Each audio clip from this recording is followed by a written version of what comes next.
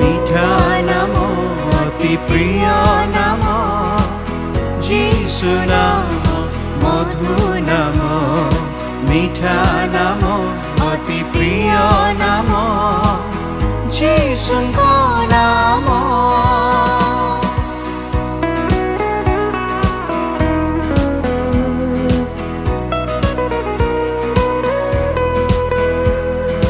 পাপ শাপ করে দূর যিশুଙ୍କ নাম ସବୁ ଭୟ করে ଦୂର ମୋ ଯୀଶୁ ନାମ। প্রিয় শ্রোতা বন্ধু, প্রভু শ্রীখ্ରୀଷ୍ଟଙ୍କ ଗୌରବମୟ ନାମରେ ଆପଣଙ୍କୁ ଶୁଭେଚ୍ଛା। ଲୁକଲିଖିତ ସୁସମାଚାର 8 ଅଧ୍ୟାୟରେ ପ୍ରଭୁ ଶ୍ରୀଖ୍ରୀଷ୍ଟ ନୌକାରେ ଚଢ଼ି ଶିଷ୍ୟମାନଙ୍କ ସହିତ ହ୍ରଦରେ ଜଳଯାତ୍ରା କରିବା ଘଟଣା ମାନେ ପାଠ କରୁ। ସେମାନେ ଯାତ୍ରା କରିବା ସମୟରେ ପ୍ରଭୁ ଶ୍ରୀଖ୍ରୀଷ୍ଟ ସେହି ନୌକାରେ ଶୋଇପଡ଼ିଲେ। ସେତେବେଳେ ଅଚାନକ ଭାବେ ହ୍ରଦରେ ଝଡ଼ ତୋଫାନ ହେଲା। ଫଳସ୍ୱରୂପେ ନୌକାରେ ଜଳ ପୂର୍ଣ୍ଣ ହେବାକୁ ଲାଗିଲା। ଶିଷ୍ୟମାନେ ଜାଣିଲେ ଯେ ସେମାନେ ବିପଦଗ୍ରସ୍ତ ତଥା ସେହି ନୌକାଟି ନିଶ୍ଚିତ ରୂପେ କୌଣସି ମୁହୂର୍ତ୍ତରେ ବୁଡ଼ି ଯାଇପାରେ। ସେତେବେଳେ ସେମାନେ ପ୍ରଭୁ ଶ୍ରୀଖ୍ରୀଷ୍ଟଙ୍କୁ ନିଦ୍ରାରୁ ଉଠାଇଲେ। ଲୁକ 8 ଅଧ୍ୟାୟର 24 ପଦରେ ଆମମାନେ ଏହିପରି ପାଠ କରୁ, ସେଥିରେ ସେମାନେ ନିକଟକୁ ଆସି ତାହାଙ୍କୁ ଉଠାଇ କହିଲେ, ହେ ଗୁରୁ ଆମେ ମଲୁ। ଏଥିରେ ସେ ଉଠି ପବନ ଓ ପ୍ରବଳ ତରଙ୍ଗକୁ ଧମକ ଦେଲେ, ଆଉ ସେହି ସବୁ ନିବୃତ୍ତ ହୋଇ ସୁସ୍ଥିର ହେଲା।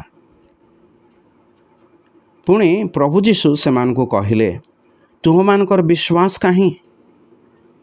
କିନ୍ତୁ ସେମାନେ ଭୀତ ଓ ଚମତ୍କୃତ ହୋଇ ପରସ୍ପରକୁ କହିବାକୁ ଲାଗିଲେ, ଇଏ ତେବେ କିଏ ଯେ ବାୟୁ ଓ ଜଳକୁ ସୁଦ୍ଧା ଆଦେଶ ଦିଅନ୍ତେ, ସେମାନେ ତାହାଙ୍କ ଆଜ୍ଞା ମାନନ୍ତି।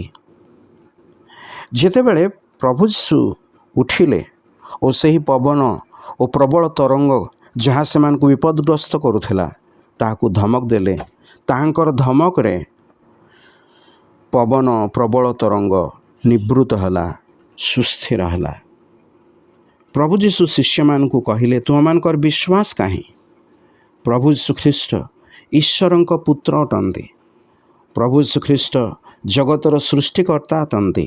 ସୃଷ୍ଟିକର୍ତ୍ତା ରୂପେ ପବନ ଓ ପ୍ରବଳ ତରଙ୍ଗ ଉପରେ ତାହାଙ୍କର ଅଧିକାର ବା କ୍ଷମତା ସେହିଠାରେ ପ୍ରଦର୍ଶନ କଲେ। ପବନ ଓ ପ୍ରବଳ ତରଙ୍ଗ ତାହାଙ୍କ ଆଜ୍ଞା ମାନନ୍ତି।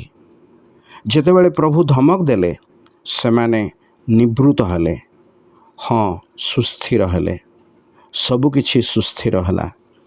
ପ୍ରଭୁ ଶ୍ରୀଖ୍ରୀଷ୍ଟଙ୍କର ମହାନ ସର୍ବଶକ୍ତିମାନ ତା ମାନେ ଏଠାରେ ଦେଖିବାକୁ ପାରୁଅଛୁ। ସେ ମହାନ ଈଶ୍ୱର, ସର୍ବଶକ୍ତିମାନ ଈଶ୍ୱର ଅଟନ୍ତି। ସୃଷ୍ଟିକର୍ତ୍ତା ରୂପେ ସମଗ୍ର ସୃଷ୍ଟି ଉପରେ ତାହାଙ୍କର ଅଧିକାର ବା କ୍ଷମତା ଧାରଣ କରନ୍ତି। ଆମ ଜୀବନ ଉପରେ ମଧ୍ୟ ତାହାଙ୍କର ଅଧିକାର ରହିଛି। ଆମକୁ ପାପ କ୍ଷମା ଦେବାକୁ ମଧ୍ୟ ତାହାଙ୍କର ଅଧିକାର ରହିଛି। ଏହି ମହାନ ପ୍ରଭୁ ଈଶ୍ୱରଙ୍କୁ ଆସନ୍ତୁ ଆହୁରି ଅଧିକ ରୂପେ ଜ୍ଞାତ ହେଉ।